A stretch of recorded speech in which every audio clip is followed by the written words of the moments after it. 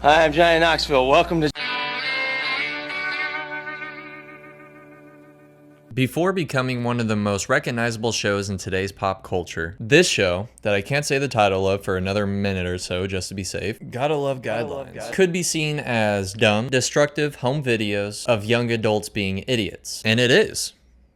That's it. But what if I told you that this show of idiots being idiots was actually one of the most influential pieces of media for the time being? You see, MTV in their heyday was an absolute monster and it perfectly embraced the time. Late 80s, early 2000s was the time to be reckless and live life to the fullest, doing whatever you want, when you want, energy. Listen to explicit music, party, flip tables, kiss your friend on the lips, what? This era was the intense era, and with this show being introduced to the public's eye, it caught the attention of a lot of young adults. I mean, today you can go on YouTube, TikTok, Instagram, whatever, and see people mimicking things that you would likely see on TV back then. Jumping off of stuff, fire, getting hit in the nuts, etc. Think people like Danny Duncan, who has stated in the past that he liked watching the show and the skate scene back then. You can clearly see the influence it had on him. Or someone like Garrett Casto. He perfectly fits the skate scene and the MTV style of the 90s. This is just some of the influence that this crazy show had. The rockstar energy of the 90s, early 2000s. But how did it do it? Our story starts out in Tennessee.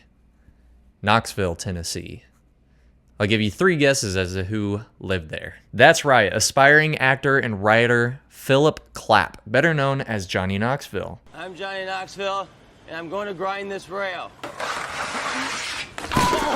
He had himself a family, including a daughter and his wife, which they all packed their things and moved to Los Angeles, California to find work in commercials and other side gigs to support the new movers. Johnny had an idea to feature himself in a magazine testing out various self-defense mechanisms. He would test these on himself and detail how good they actually work. The problem with this is that most magazine companies don't want to be liable for any issues that come up with Johnny and his brave tasks. So they would decline his offer. That is until it caught the attention of Jeff Tremaine, an editor for a magazine that featured skating and skate culture news titled Big Brother. Jeff agreed that Johnny can do these crazy acts since it seemed like something that the target audience would enjoy and find entertaining. Johnny was going to test out the classic pepper spray, stun gun, tasers, and a bulletproof vest versus, well, a bullet. That's right. Johnny was about to get shot. What an entry to the scene, right? All right, Johnny, how many times have you done this? Actually never. This is my first time. But you have a lot of experience with firearms, don't you? No, sir. All right, I mean, just be careful.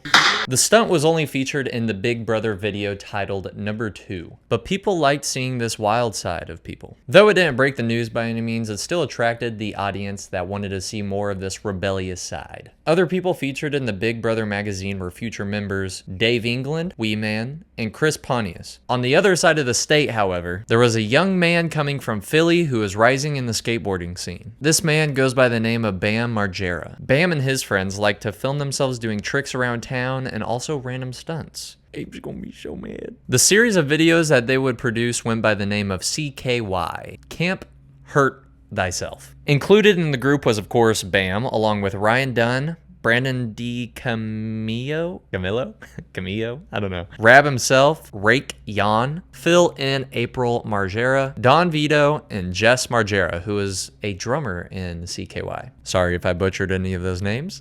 Once again, pronunciation is not my strong suit. These videos that they would collectively produce became a hit in the scene and caught the attention of Tremaine. After seeing their second release of CKY2K, Tremaine said, "Let's get these boys on a flight and in the big city of LA, the land of dreams." While being in LA, Knoxville and Tremaine were planning on creating a show. This show would have stunts, danger, and outright shenanigans. We just needed more people involved.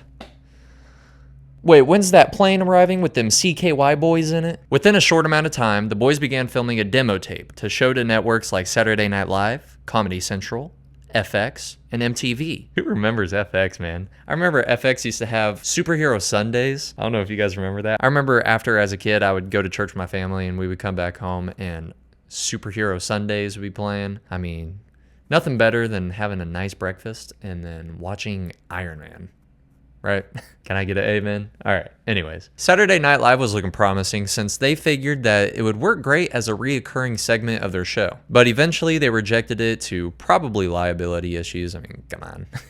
Be hard to kind of have that under your belt. Though the other programs would be cool to join, MTV just had everything that the boys needed. The target market was perfect for the skate scene, and it was truly meant to be. The deal that they signed on for MTV was to have 30-minute weekly shows, and MTV, unlike the other programs, gave them a lot more of creative control on the projects. This was a big deal for them, considering that they really wanted to push the boundaries. MTV understood why they did these stunts and figured, we'll let them decide how bad they want to hurt their body this week, and we'll show it to all the young adults and kids that have an appetite for that. While all of this was beginning and the ball was beginning to roll, there was a clown out in Florida that worked at a flea market. This clown started contributing to the Big Brother magazine, and he went by the name of Steve-O. Steve-O, like mentioned before, lived in Florida and was starting to do stunts of his own. Tremaine got in touch with Steve-O and asked him if he wanted to record more stunts for the TV show, which obviously he decided that'd be great. But there was one problem. All the stunts that Steve-O did were not cleared by MTV. I'm not too sure if this means that they were too graphic, but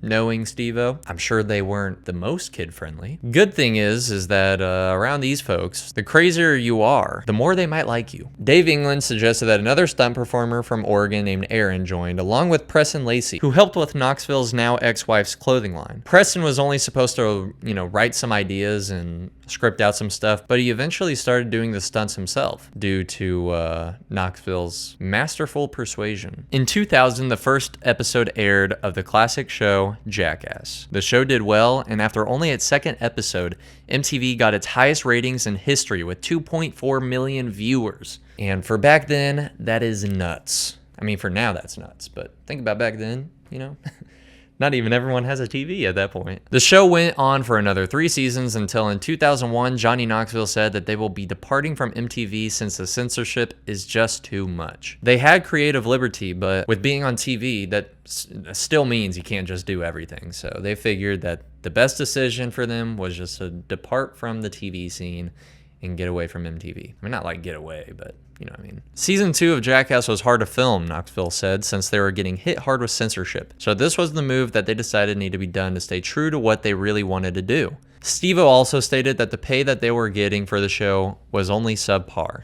Due to the problems with the standards of MTV and their practices, they didn't even film a finale and just left. Though the show ended, the stunts continued. Jackass the movie was released in 2002. Following this release was Jackass number 2, Jackass 2.5, a return to television with JackassWorld.com 24-hour takeover, Jackass presents Matt Hoffman's tribute to Evel Knievel, Jackass 3D along with 3.5, Bad Grandpa plus Bad Grandpa 0.5, Jackass Shark Week, Jackass Forever plus 4.5, and finally Jackass Shark Week 2.0. So it's fair to say that Jackass lives on. Jackass has done many collabs with people and added more and more new faces to the bunch, but over the years it really influenced the world and introduced us to stunts that haven't been yet performed by anyone in such a public eye. Jackass showed the light to a lot of young stuntmen who wanted to put their body and mental to the edge and be fearless, birthing a lot of media that has edgy and over-the-top action. Jackass showed us to have fun with media and that it doesn't all have to be TV shows with stories and movies with plots. It can also be fun and sloppy and just reckless, while still being super entertaining. I think we still would have vloggers and shows like Jackass if it never happened, but without Johnny, Tremaine, Ryan, Bam, and all the other folks included in the mix, it wouldn't have been done as perfectly or as early as we got it. Jackass has influenced a generation of people and will forever be remembered as the wacky, gross, filled show from the 90s, early 2000s that has encouraged people to embrace their wild side. It ain't gonna hit you, I promise. It's good. Alright, it's gonna fucking slap. Come here. Jeff. Dumbass.